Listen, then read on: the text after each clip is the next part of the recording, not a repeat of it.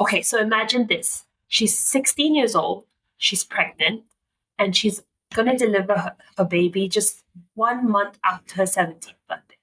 Sounds really juicy, right? Like, but there's actually a lot of people that have stories like this, Karen. A lot of people have stories like this, and I guess that's what we're going to talk about. So don't go away. Don't go away. Stay tuned.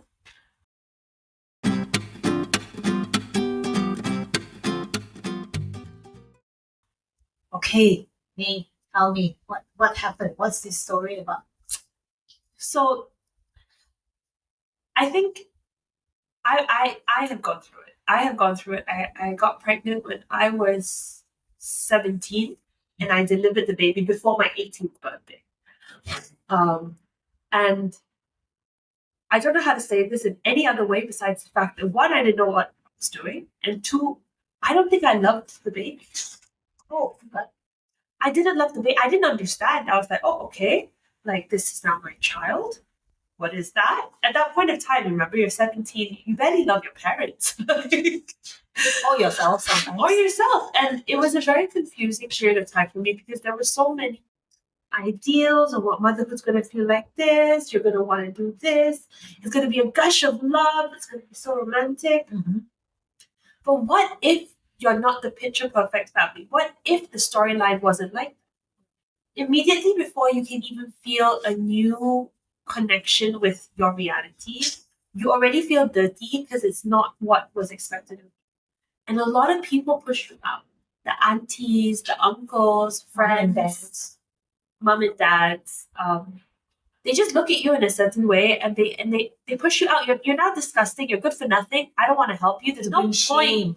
Yeah. Shame. There's no point helping you. Like, you're definitely not going to do anything. Right. And I had so much of that. And it was like moving in between like people's houses, but then after a while I would hear whispers in their kitchen and then I feel very unwelcome and I don't know what to do. Mm-hmm. Here is me with my baby. We barely had enough money for like even milk. Right. Like it was so bad to the point. So like I for those of you who are our listeners who make milk powder, there's a certain amount of scoops that you're supposed to put inside. And I remember like I would not be able to afford to put that many scoops. So I tried to ration it down. And like the things that I have to deal with now is the guilt of like when I see like maybe my I see the guilt of like maybe my son not doing so well in something. I feel like, oh, is it my fault because of that one instant?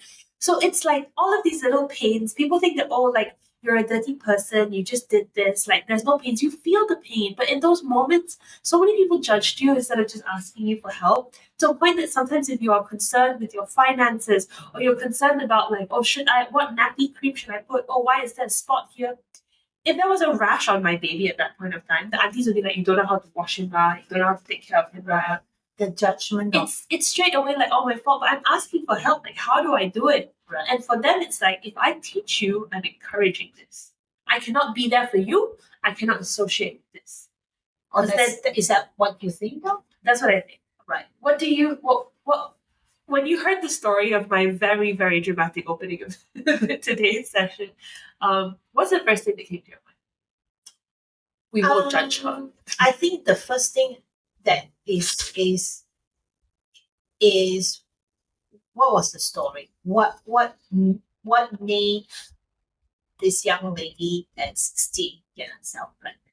What was the cause of that first? That was my first thing. And I think having known you, I also feel that the world would be much better if we have less judgment, because we don't know all the stories. We don't know what drove her to be so reckless and wild. We don't know the family condition. We don't know what was the reason. And don't just assume that it was her fault. Because has it ever occurred? Maybe she was raped. Maybe she was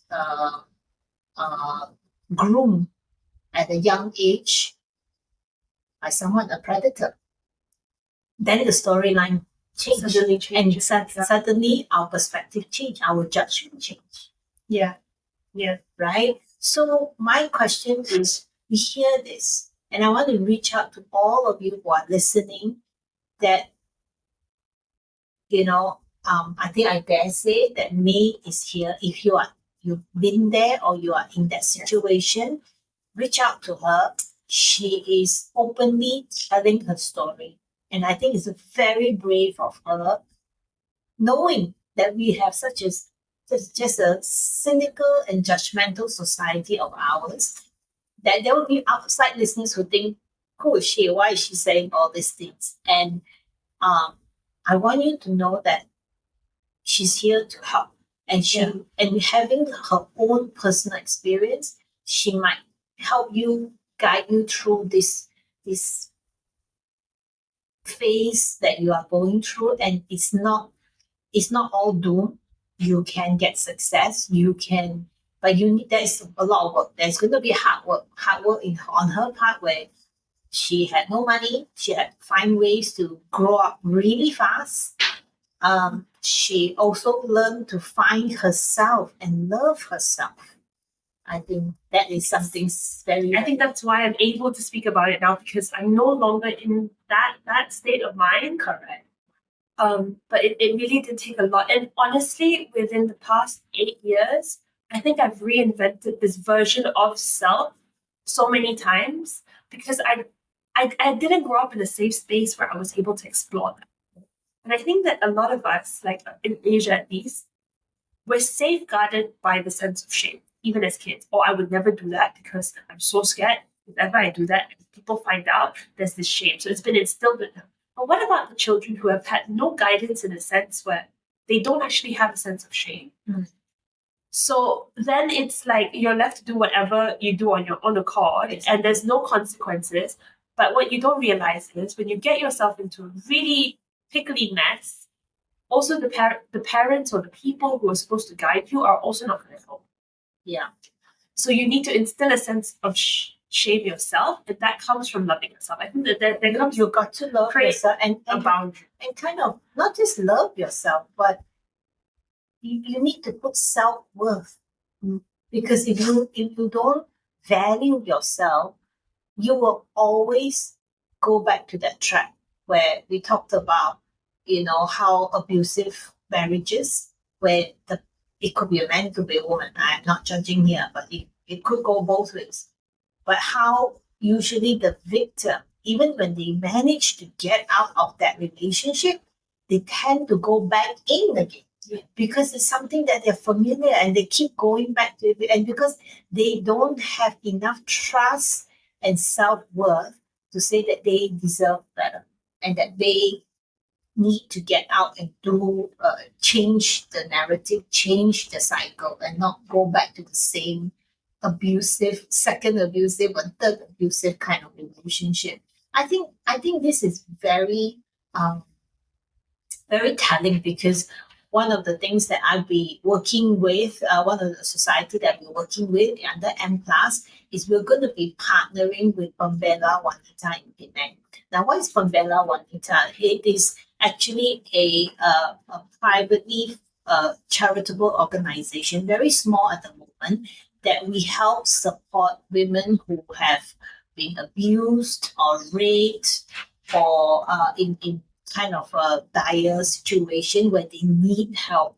And so, and when I start talking to them, a lot of them want to change, but they don't have enough confidence in themselves, or in their ability, or in their whatever it may be, to really take that leap.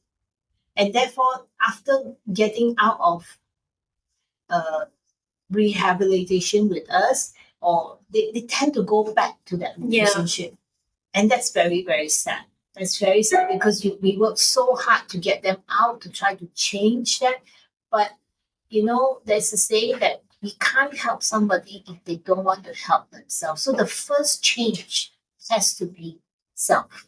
Yes. And it's a sense of conditioning. And there's so much in this space. I don't think that we can do like we can talk about it all like in like one podcast episode. So really just like reach out to us, because there's the emotions of, okay, I want to raise this child, regardless of how the child came about. It could be a product of bad memories. Yeah. So how do I learn to love this child myself? It could be, okay, I want to give the child up for adoption. Am I a horrible person for doing that? Right. How do I forgive myself then and let it go? Correct. Okay, like I actually really miss my parents. How do I really approach my parents? I know they have certain expectations of me. Is this a window that is possible that I can actually build myself up again and then be accepted by them? If that's a desire, that desire is not going to go away. So it's confronting all of these different wants and desires within yourself, and then really working towards it, but not going back to the escape, not going back to the easy way out, which I went through so many cycles, like really, really bad ones. I dated very toxic people. I put myself in toxic situations because it was a cycle, right? It was fun. I felt very lost in the moment, but there was no growth. So I missed out on, like, now my kid is 8.